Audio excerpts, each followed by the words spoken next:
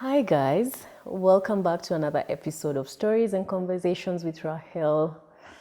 Wow, this one, it's an exciting one for me. It's an exciting one for me because first of all, it was very spontaneous. And second of all, it's because this guy that I'm talking to today or having a conversation with today is such a fresh breath of air into my life.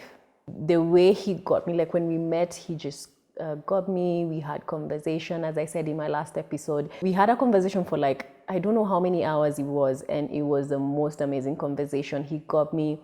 And then the fact that we have a similar story, that was just the icing on the cake for me. And I cannot wait to share, or I cannot wait for him to be here and share his story. And I mean, get to know him a little bit. He's been on the radar for a while. I think he's an up and coming celebrity. I'm not really sure. He's going to tell us about it. But definitely he's doing the most. He's doing the best.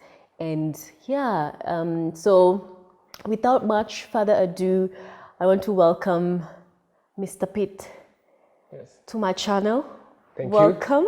Thank you. I'm so happy for you to be here. Like this. You know when some things happen and you're like, I don't know how this happened, but I'm glad it did. True. That's what I'm feeling right now. And I think we talked about this when we met the first time. So I'm really, really glad you're here. And we actually said that we we're going to do an episode together, but we did not know when it would How be. it was going to happen. Yeah, we didn't. But you're here. I am here. Thank you for having me on your platform. Thank you for being here. Thank you for being here. Yeah. And I mean, before diving into the conversation, please tell the people who you are. Yeah. Okay. And please don't be shy. Just go all out and just say it all. Just say it all. Okay. And that celebrity thing, I don't know. So say it all. What celebrity thing? Yeah, that one. We've already started the conversation. Yeah. Hi, people. So I am Peetstar. Most people call me Peetstar Poet. Yeah. Because most people know me for like spoken word poetry. I've been doing it for a minute since maybe like 2014 professionally. I've won I think 4 awards so far. Okay. And I've actually I think I'm releasing this on your channel. Just got a nomination recently for Most Influential Poet 2023. Okay. The Kenya Influencer Awards. I've not even shared this on my platform, so this is coming out on your platform. Okay, so maybe I should be the guest and you can host this one. We'll get to that. Wow. So apart from spoken word poetry, I am passionate about photography and video production. Yeah. So I run a company called Gaitara Pictures. We're passionate about shooting videos, photography for families, events, corporate. We love shooting people, we like to say. Not the way you think, but like we love really freezing memories. Yeah. And when I'm not doing that, I am an actor. There are people who know me.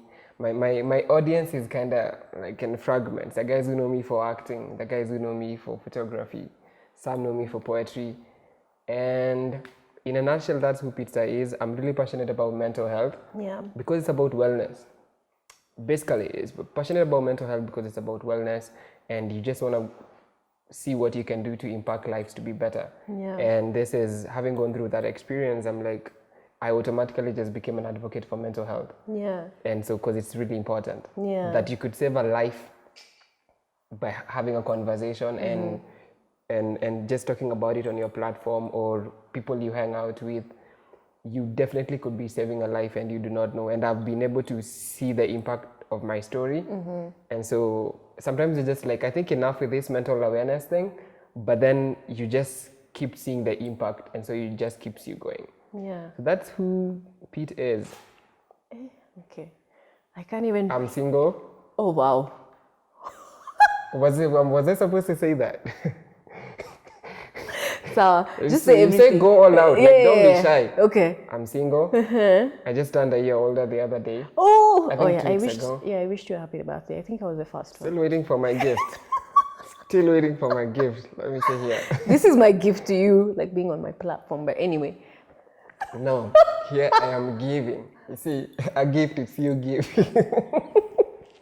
So. Oh gosh. Yeah. Okay. Was it supposed to be serious? Yeah, it is. No, it's not. But no, people need to know like we overcame. So like, that's why we can laugh. Yeah, I like know, it's I yeah, know, like I know. Yeah, this is leaving, and this this is is leaving. leaving, and this is giving. Yeah. Okay, yeah. So, Peetstar, wow. So, artist, photographer, award Geographer. winner, actor. Yeah. Oh wow. Okay. I mean, I think we can write a book, or I don't know. Yeah. I'm So. writing a book actually, but hey. Oh wow. Okay. Wow. Yeah, but Unexpected, but I mean, love to hear Come. it. I'm here for it, and I always love seeing people win. So I mean, I'm glad to be in the presence of I'm the one who is greatness. really honored to be here. You Yeah. guys have no idea. Yeah. Just being humble, but like you're a big deal. But it's okay. You know. Yeah, so I'm really glad you're here, and I mean I'm looking forward to you sharing your story, because I know your story definitely has purpose. And when we met the first time, I think that was one of the things that made us click, right? Yeah. And we felt like, where have we met each other? Where have you been? You know, because it was so different for me. It felt so natural. It felt like I've known you for years, and we just went on and on and on and on. And I mean, the fact that you got my vision without even me, you know, just saying everything, that was like, oh my gosh, this is for me an answered prayer. Like, for sure, it is an answered prayer, and I'm glad you're here. And I mean, as I shared in the last conversation, this is part B of this topic that we've been talking about for a while now. It's a topic that, I mean, a lot of people are sharing either on their platforms or personally. And I mean, I'm glad to have Pete here, because one thing, let me share this, actually where I saw Pete for the first time. So my last episode, I mentioned that I was going through a moment last year. So I walked into church one day, and guys were sharing their stories, their stories. And I remember Pete's story ran that day, and he was sharing about his own experience around mental health and how he overcame it and how he's become to this person. So definitely his story, again, has a silver lining. And as I said in the last episode, and if you haven't watched it, please go and watch it. I talked about how every story has a silver lining. And when you find that silver lining, let me tell you, it can blow your mind. And that's why Pete is here today, to share his story about his experience, and obviously the lessons that he has learned, and what you can actually advise people who are going through similar challenges, and even people who haven't gone through it. And maybe if they have friends around them, or people around them, family around them who go through such challenges, how can they come together and help this person, or be a listening ear, or be a support system for this person? So let's start the conversation. So maybe you can start from the beginning. Like, when was your first experience, or when did you realize that you're actually going through a mental health challenge? And did you know at that particular time this was a mental health challenge, or you were thinking, I'm just feeling down? How was your experience? First of all, at first I didn't know it was a mental health issue, primarily because I had not experienced it before. It's the first time. So I didn't know how to, I just thinking I'm down, but then it's a different kind of down, because you've not experienced it before, and then it's long, it's like prolonged, so you're wondering, by there, what's going on? So I remember, it's around 2016 was the first time, and I remember being at home most of the time, because I've finished school, I've finished doing a course in broadcast journalism, and then that space of like, okay, transition, what do you want to do after this? Do you want to go? There was a lot of thought into, do I want to do my own stuff? Do I want to seek employment? Things like that. But I realized, I think this was also a moment for me to reflect on so many things that perhaps I was postponing on, like many undealt issues in my life. I think growing up, you know, the way you just let issues bottle up, and then maybe you've not dealt with them. And so I think they caught up with me at that time, because I think this is the first time for the longest that I actually got to sit down and think about, okay, wait, had I really processed that I'm growing up without like my father, in the sense that my biological father went missing when I was 7 years old. You know, like you ever heard of missing persons? Like, to this day, I have no idea where he went to. he's never been found. All efforts to find him. This is like 20, maybe 4-5 years later. Yeah. And so it's like, there are struggles that come with that. You're growing up with your mother, and I'm the sixth born in my family. And so you're imagining your mom is like the housewife, a housewife, and dad was a breadwinner. So when he goes missing and you're the sixth born at 7 years old, you can only imagine how much the family went through in terms of struggle growing up. It's a large family. The breadwinner is absent. And that's why I think I celebrate my mom so much, because like, just that tenacity and stamina to be like, all is really gone. It could have been worse. I always say it could have been worse. And so I'm thinking about that. Fast forward to 2007, post-election violence happens. And so I was born and raised in Kericho. That's like my home. And the place you've called home is literally reduced to ashes. Like if you go back to where I was born and raised, everything, it was devastating. A couple of years, not even years, months, like about 5 months, 6 months after the violence, my closest brother in the family, I'm saying close because we're like maybe peers, we were 2 years apart. So there's just a connection naturally that you have.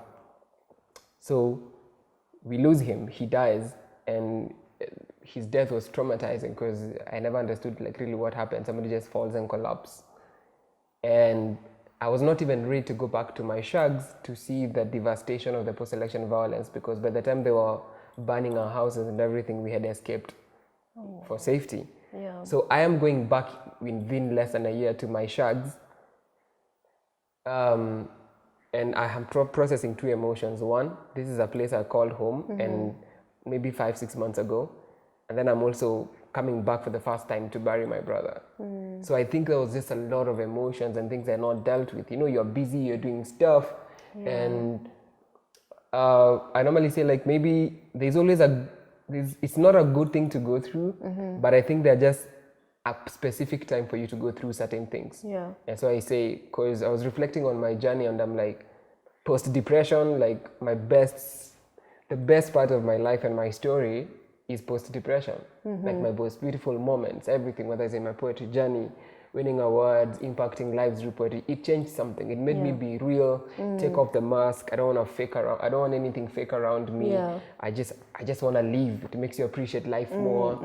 And so I'm just in this space after campus, and then it was really tough. And then I remember my brother had to intercede. It's like I think my older brother noticed like something is off about Pete. Yeah. And he called his close friends. It's like, and so I remember them coming to the living room, and they're like, Pete, what's going on? We can talk to a counselor. And I'm like, is this happening? Like, is this? Because now I'm starting to feel this. You know, the way people talk about mental health can make you more sick. Yeah. They see you like he's crazy, or, you know, maybe because of growing up and how mental health was perceived, it wasn't really encouraging for you to want to seek help. Yeah. So let me ask before you continue. Sure. So when you're in this slow moment, how are you? Like, how are you physically? Are you masking it with a smile? Are you just going about your day being normal? Are you below your covers? You don't want to wake up? You're just sitting, staring blankly, you know, having a blank stare. Yeah.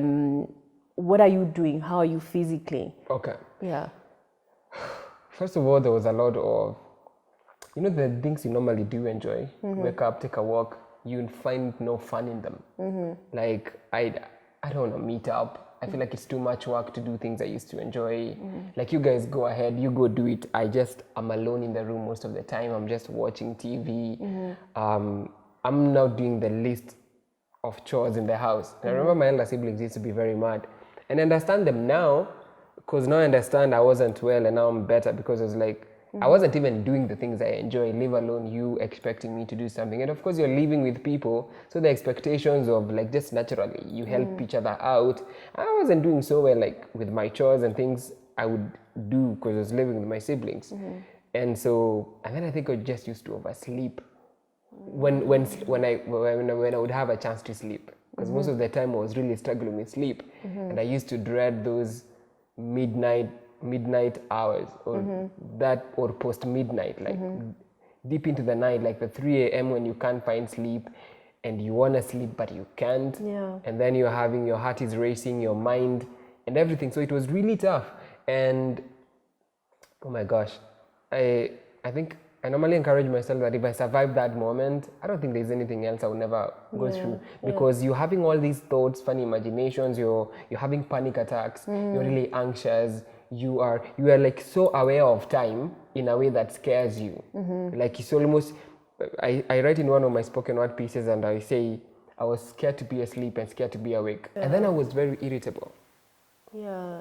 Like I used to get pissed off easy. I can't even imagine you being irritated. I used to be irritated so easy, like, and there's time we used to argue with my elder sister, and my my elder brother would just like stay away. Yeah. But like we never got like, you know, toxic, like physical, just like, hey, I think sometimes you can take out your anger on those around you. Well, sometimes, but it speaks to how can you be there for somebody who's going through a mental health issue? Because sometimes it's one, they're not themselves. One, they are not having fun even doing the things they normally do. Yeah. So sometimes just being there, the presence, sometimes not the talks, sometimes somebody can't do dishes, they can't cook. Just do the simple things. Yeah. Just no agenda, no need, you just take them out. Yeah. If they're having, if they can't iron their clothes, just do something. Those things mean a lot. Yeah. Like try to, without necessarily having conversations. Yeah. Because trust me, at that point, like you're thinking so much, you're Yeah. spiraling. You don't have any conversation. You don't have that. But I really thank God for my elder brothers, because he interceded and then ended up, you know, hospitals, nearly those MRI scans are like, what's wrong with him? Trying to find out what's wrong with Pete. Yeah. And that's just being in Nairobi. I think after a month or so, I just had to leave the city and just go home. Yeah. My brother was like, I think it's in your best interest that maybe take a break. Yeah. Pause. Yeah. So, I mean, we're getting really deep into that story, and I just want to maybe pause you for a little bit. So, I mean, you're going through all this, you're not masking it, all these physical things are coming to light, oversleeping or not sleeping and all these things, you're irritable and all that. Yeah. And only one person understood you, but it took a while. Yeah. Right? For them to actually understand that there's something wrong with this person. Yes. And sometimes that's what you need, right? That one person to just understand that this person is actually going through that. And I mean, our stories are so similar. Yeah.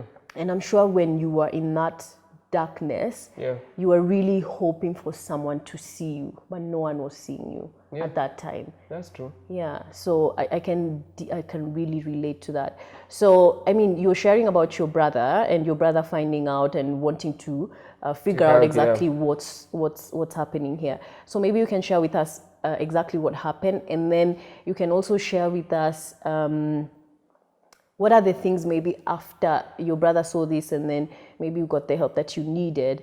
What should people do, or I know you shared the things that people should look out for, the things that people can tell that this person is actually going through something, but how can they do it without really invading into your space? Because sometimes you can really probe too much and it can get more irritating. Yeah. So maybe share about your brother and what happened and how you got the help, and then you can share with the viewers or the people watching this conversation how they can support someone going through that without necessarily budging them or invading their space or making them feel like, I want you to get better now, so that all of us are okay. Yeah. Yeah. I think I want to start with the last part of just because you can, it's just like love languages. Like understand the people who love gifts, and so for them they may not appreciate quality time as much as they may appreciate gifts. So I think understanding in a custom way how to be there for somebody, because one, though our journeys are similar, there's difference because they're like, triggered by different events in life and things like that. And there's a lot of similarities, but there's also a uniqueness that is brought about by how unique you are as a person. Like, I know you play tennis, for instance. You know what I mean? Like if somebody who's your close friend, one of the things would be, even if not playing tennis, just to be around that. Yeah. Like, hey, you want to go watch a game? Let's go watch these two go back and forth. In taking you to an environment that is familiar to you and that you enjoy. because something that you really enjoy, even if you're not playing, trust me, you'd enjoy two girls go back and forth. Yeah. You guys play that game. And I even did that, like for me, I love poetry, I'm a poet. That I never used to perform, but I would just go to events where poetry is, sit at the back, just enjoying seeing other, being around my craft, to just have fun and remind myself of the moments that have been greatest in my life before this experience. I see. And so my brothers, pull me aside, we go to a hospital, I think it's a district hospital, one of just popular hospital, and then actually go back home without an answer, because I have this anticipation. I need to find out, because I have the evidence that I'm not okay, but I do not know what it is. Yeah. And this is an experience unlike I've faced before. So I go to this hospital, and then I remember when I had one of the doctors say, "Oh, it's a psychological issue." And then we actually went home. I was hoping to go back, like maybe give me an injection, like give me some meds, tell me like you're gonna spend the night, things like that, so that you yeah, get healed. Exactly. Yeah. But you see, I'm also trying to heal something I do not also know. But I was hoping that I'll go home with clarity, because that was one of the longest nights, because I'm like, what do you mean psychological? Like, what's going on? So it was a tough time. And then we went for a second opinion to another hospital. That's when I was recommended let him have go through MRI scans and stuff like that. All these are experiences I've not had before, even medically. I've not had those kind of scans. So I'm wondering, Kwani, how bad could this thing? So I was also hoping, like when I was going through the MRI scan, that something is gonna come, or like I want to know. It's good to know what you're fighting to begin with. True. You can't just be like, even boxers don't just like, people who love box, if you're a boxer, you don't just like throw punches aimlessly. Yeah. You gotta know where your target is. So I didn't even know like what are we struggling with. And these are weeks. So every week that passes by, you feel weaker, you know what I mean? And helpless. And helpless. Yeah. But I remember this one doctor telling me, you know what, whatever is going on, just find a way to just, even if it's crawling, even if you're crawling, just like push yourself just a bit every day, just a bit, just a bit. And I sort of adopted that even in the healing process, that there's a reason when we pray, we're like, give us this day our daily bread. Like break down the month, the years into days. Yeah. I just need to survive today. Yeah. Because no matter how long you live, even the longest, people who live for the longest time, even their lives are made up of days. So if you can just embrace today and say, I just need to get through this day, and just break it down. Because that's where anxiety comes in. Anxiety is just you're so much concerned about the future. How does what I'm going through influence what is to come? And so many things, well, you're not really in control of you're going to meet tomorrow. So sometimes you want to leave that closed and just embrace what is in front of you. Yeah. Because you were talking about, earlier on in the episode, you've talked about living. And that's it, literally embracing today, because there's grace for each day, there's strength for each day, there's challenges for each day. So why do you want to put all these challenges into one day while the challenge has its own trouble? Exactly. So that's basically it. And I live, at some point my brother says, man, we've tried everything in Nairobi, you've had the scans, you've had, I think, medicine, now go to Nakuru. And I thought I'm okay after a month. So I went home, Nakuru, the place we went to, like after the post-election violence. And I started going to my local church in Nakuru. And I'm like, things are okay, I'm away from the city. One day, just a certain lady who is God sent. I think you shared about somebody also who held your hand in church. She just came and she's like, me, I'm okay, I'm blending in. And let me tell you, I was in church, surrounded by people, but alone.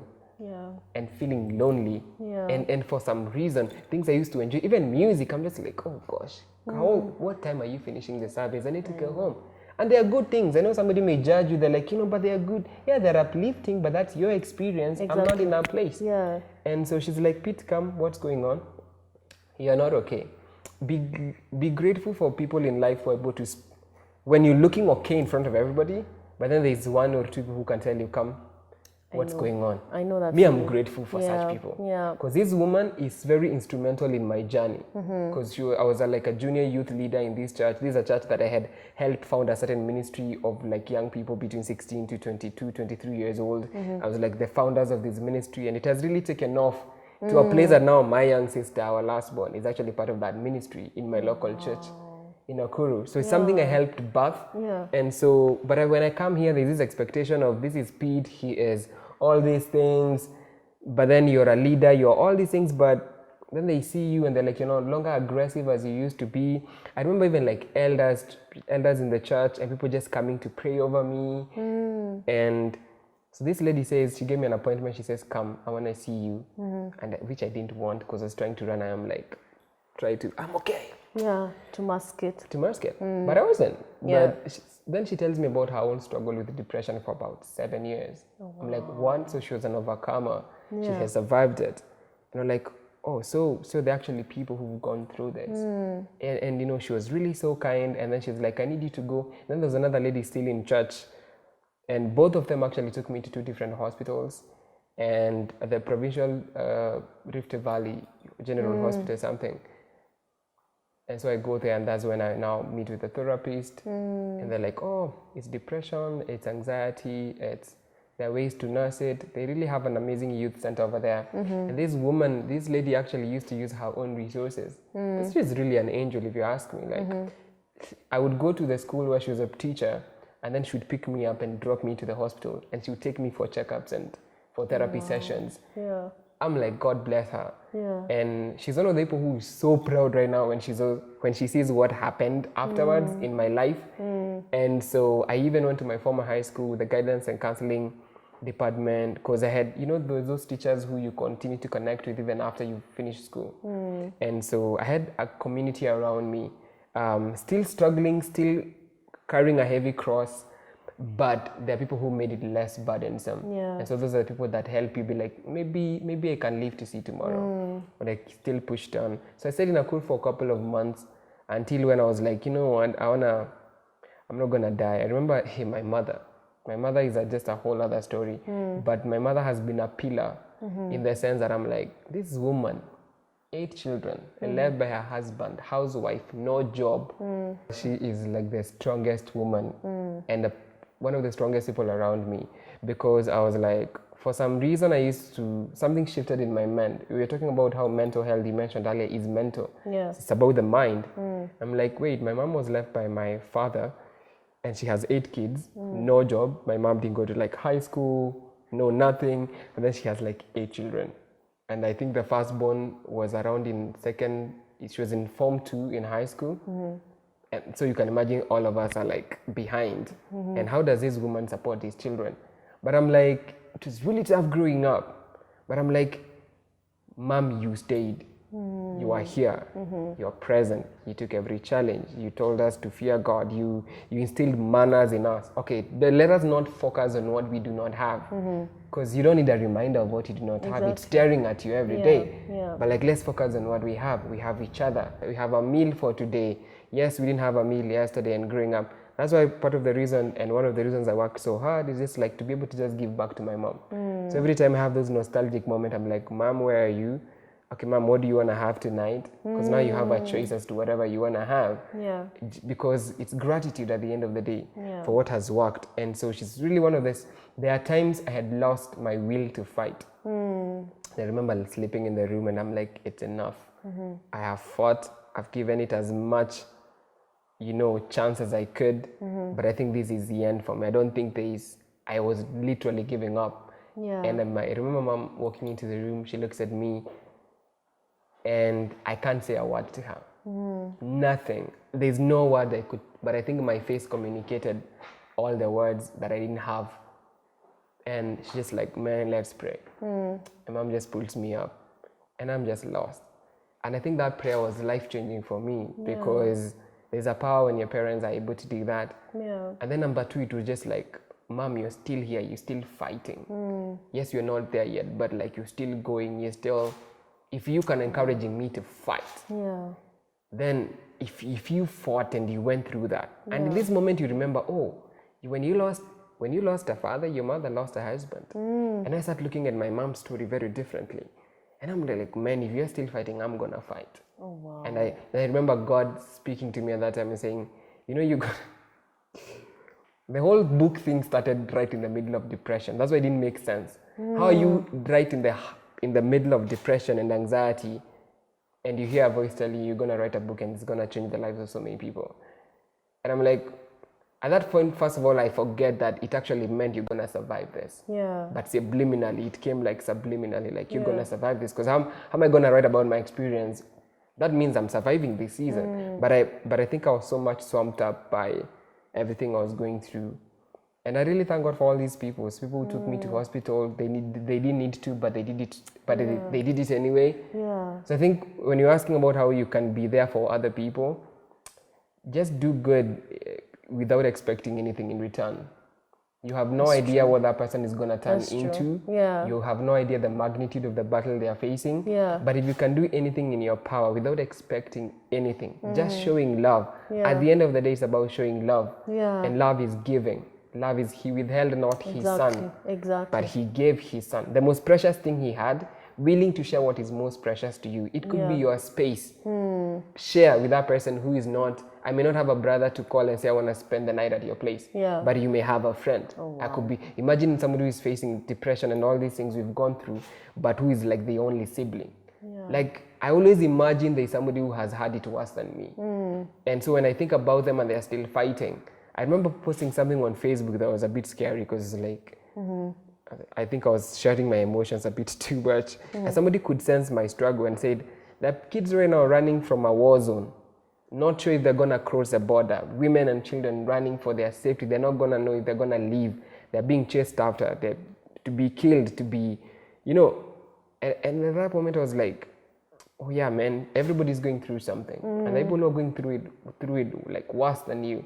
And I just could imagine. I actually ended up like deleting this post, but maybe it's because for me I was just venting out, and you're really looking for somebody who can understand you, who can relate with what you're going through. And that's basically like my story.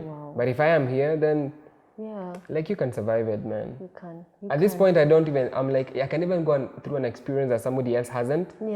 But I'm like, I can survive it. Oh, wow. That's me. Wow, that story, deep. And I mean, thank God for strangers who can see you. And that's the thing, being seen. Because most people who go through mental health challenges just want to be seen, right?